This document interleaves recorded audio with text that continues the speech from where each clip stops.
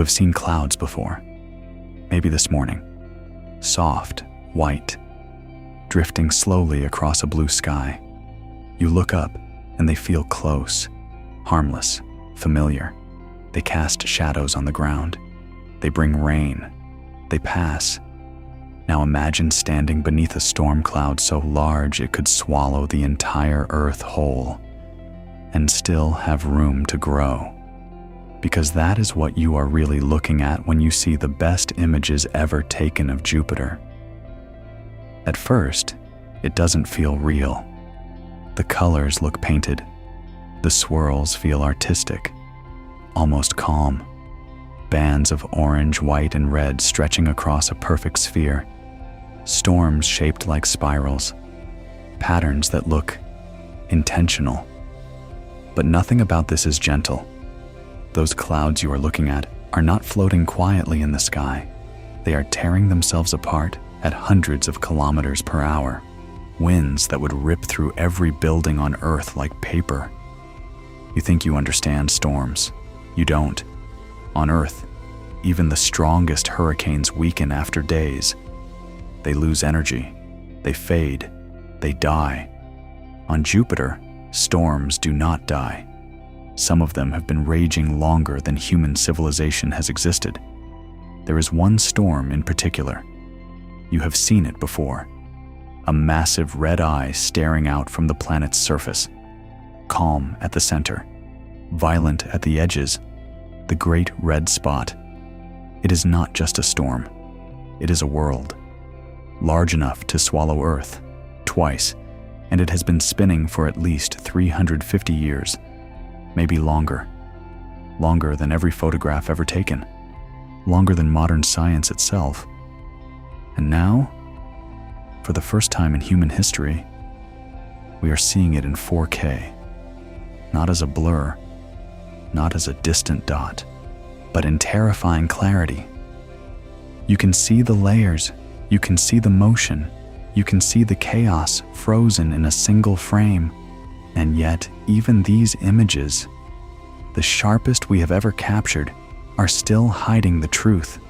Because what you are seeing is only the surface, a thin skin of cloud. Beneath it, Jupiter goes deeper than anything you have ever known. No ground, no solid place to stand, just pressure, endless pressure. The deeper you go, the more the gas compresses, until it becomes something else entirely. Something we cannot touch, something we barely understand. You are not looking at a planet the way you think of planets. You are looking at a giant, collapsing into itself, held together by gravity so immense it reshapes matter. And those beautiful images, those smooth, colorful swirls, they are the outer edge of something far more violent, far more alien, and far, far bigger than your mind is ready for. Because if you think Jupiter looks large in those images, you haven't seen anything yet. Let's start somewhere you understand. You are standing on Earth. Beneath your feet, the ground feels solid, stable, real. You can walk in a straight line for hours, days even, and still feel like the world around you makes sense. The Earth is big, about 12,700 kilometers across. That number feels large. It is large. You could fit entire countries inside other countries and still have space left over. But now, place Earth next to Jupiter. Not in your imagination. Actually place it there. Suddenly, Earth looks small. Jupiter is so large that more than 1,300 Earths could fit inside it. 1,300. Think about that. Every mountain, every ocean, every city, every human being who has ever lived, multiplied over 1,000 times. And still, Jupiter would have space left. And yet, even that comparison doesn't feel real. So let's try something else. Imagine flying a plane around Earth. It would take about 2 days, non-stop, to circle the planet once. Now imagine doing the same around Jupiter. It would take over 12 days. And that's just the distance around it. But here's where it becomes unsettling. Jupiter spins incredibly fast. A full rotation takes just under 10 hours. 10. That means the entire planet, this massive, impossible giant, spins faster than Earth, even though it is more than 10 times wider. You can see it in the images. The clouds stretch into long bands, pulled by the speed, dragged across the surface like paint smeared across glass. And those winds, some reach speeds of over 600 kilometers per hour. That is nearly twice as fast as the strongest hurricanes on Earth. And they never stop. Not for a season, not for a year, for centuries. Now look again at the great red spot. In 4K, it feels close enough to touch. You can see the texture, the depth. But what you are really seeing is a storm so large that if you dropped Earth into it, our entire planet would disappear beneath those clouds. No trace, no edge, nothing left visible, just swallowed. And it would keep spinning. Because Jupiter does not care.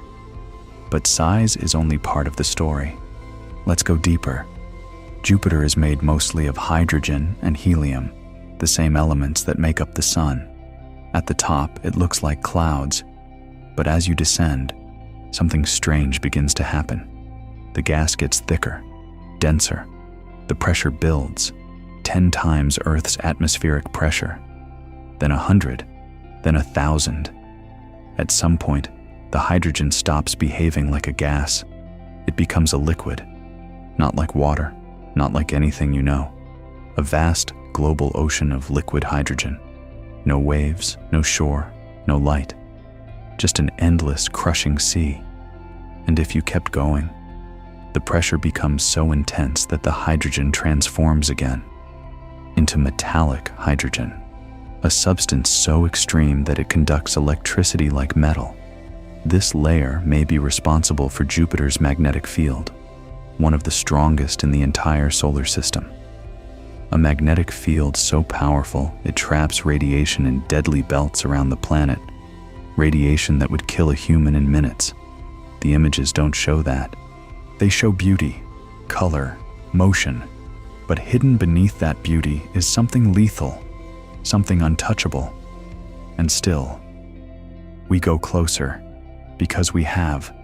A spacecraft called Juno has been orbiting Jupiter, diving through its radiation, capturing images that no human eye could ever see in person. It flies closer than any mission before it, and what it finds is not calm, not even slightly. At the poles, Jupiter doesn't have simple storms. It has cyclones, massive, rotating storms arranged in perfect geometric patterns. At the North Pole, 8 cyclones circle a central one, like a crown, each one larger than entire countries on Earth, spinning endlessly, and yet they hold their shape, locked in place by forces we are still trying to understand. This is not weather. This is something else, something deeper. And here is the moment where it hits you. Even with all of this, the storms, the size, the pressure, Jupiter is still just one planet, one, out of 8 in our solar system, orbiting one star, a star that is just one of hundreds of billions in our galaxy. Suddenly, Jupiter doesn't feel infinite anymore.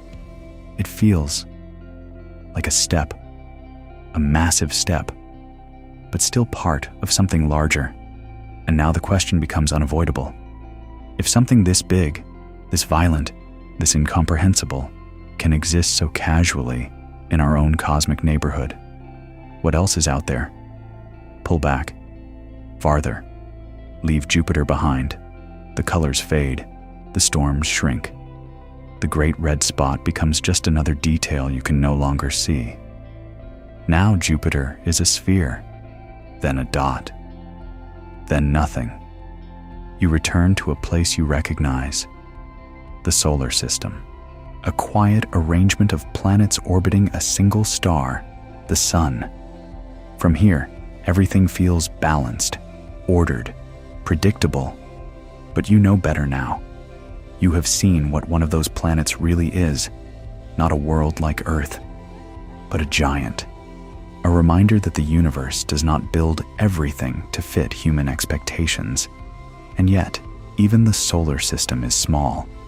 So small that if the sun were the size of a door, Earth would be a coin on the floor. Jupiter, a larger coin, still insignificant in comparison. And beyond that door, there are hundreds of billions more suns, each with their own worlds, their own storms, their own impossible giants, some larger than Jupiter, far larger.